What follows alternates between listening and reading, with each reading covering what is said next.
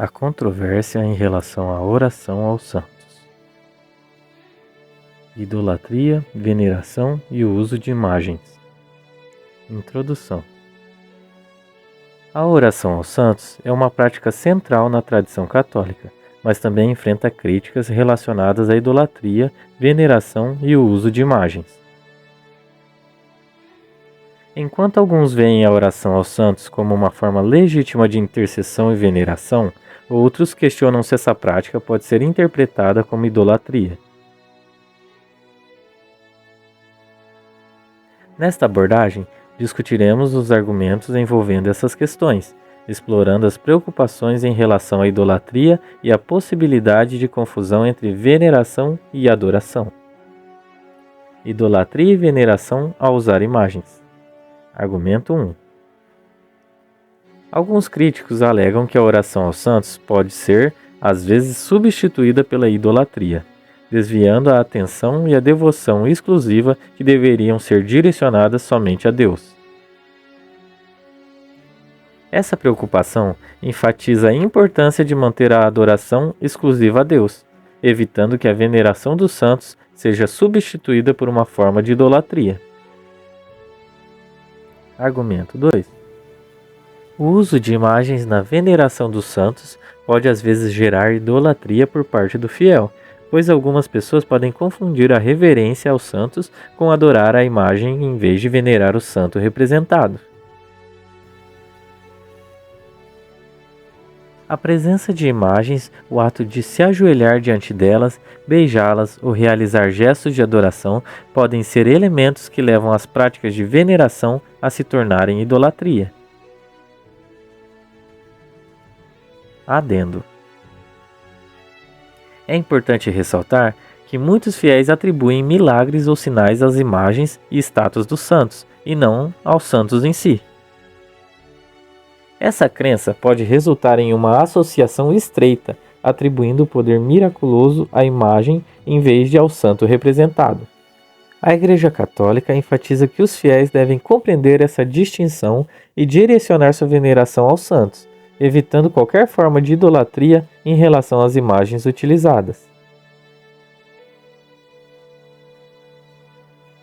Semelhanças entre a idolatria e a veneração ao usar imagens. Argumento. Tanto a idolatria quanto a veneração ao usar imagens compartilham o uso de objetos visuais na expressão religiosa. A veneração aos santos, por meio de imagens, pode ser interpretada como idolatria devido à semelhança externa entre as práticas. Risco de confusão entre veneração e idolatria. O risco de confusão entre a veneração e a idolatria é real e pode ocorrer quando os fiéis não compreendem adequadamente a diferença entre essas práticas. Gestos de adoração direcionados às imagens dos santos, como beijá-las ou prostrar-se diante delas, podem levar ao equívoco de adorar a própria imagem em vez de venerar o santo representado. Ao explorar as práticas de adoração que devem ser proibidas para evitar a confusão entre veneração e adoração, é importante examinar cada ponto com mais detalhes. Aqui está uma descrição detalhada de cada prática. Adoração direta à imagem. A adoração direta à imagem é um ato que desvia a devoção exclusiva que deve ser direcionada somente a Deus. Isso ocorre quando alguém considera a imagem em si como objeto de adoração, em vez de vê-la como um símbolo que representa um santo ou uma pessoa venerada. A adoração direta à imagem é uma violação do princípio fundamental de adorar somente a Deus. Aqui está uma possível relação entre a prática de considerar o objeto sagrado e a adoração direta à imagem. A valorização do objeto sagrado. A prática de considerar o objeto sagrado como uma imagem de santo pode estar ligada à ideia de atribuir importância e valor ao próprio objeto físico. Ao considerar a imagem como sagrada, Algumas pessoas podem ser levadas a crer que a adoração direta à imagem é justificada ou até mesmo necessária para expressar sua devoção religiosa. Atribuição de poder divino à imagem. A atribuição de poder divino à imagem ocorre quando se acredita que a imagem possui poderes sobrenaturais ou divinos. A atribuição de poder divino à imagem pode levar à adoração da própria imagem, desviando a devoção que deveria ser direcionada ao santo ou a Deus. Confusão entre o objeto e a divindade. Em certos casos, a adoração direta à imagem pode estar relacionada a uma confusão entre o objeto físico e a divindade representada. Algumas pessoas podem acreditar que a imagem em si possui poderes ou qualidades divinas e, portanto, adoram diretamente a imagem, buscando bênçãos ou intercessão através dela. Substituição da oração a Deus pela oração ao santo. A substituição da oração a Deus pela oração ao santo é um desvio da devida adoração. Embora a oração ao santo seja uma forma de intercessão, é fundamental compreender que a oração é um ato de comunicação e adoração direcionado a Deus. Quando a oração aos santos substitui ou suplanta a oração direta a Deus, pode ocorrer uma deturpação da adoração apropriada. A ausência de mediação adequada. A adoração direta à imagem pode ocorrer quando há uma crença de que a imagem é um meio direto de comunicação com a divindade representada. Essa prática pode surgir de uma falta de compreensão ou conhecimento sobre a doutrina da mediação adequada entre Deus e os seres humanos. Realização de sacrifícios ou oferendas à imagem. A realização de sacrifícios ou oferendas à imagem é uma prática que se assemelha a rituais de adoração.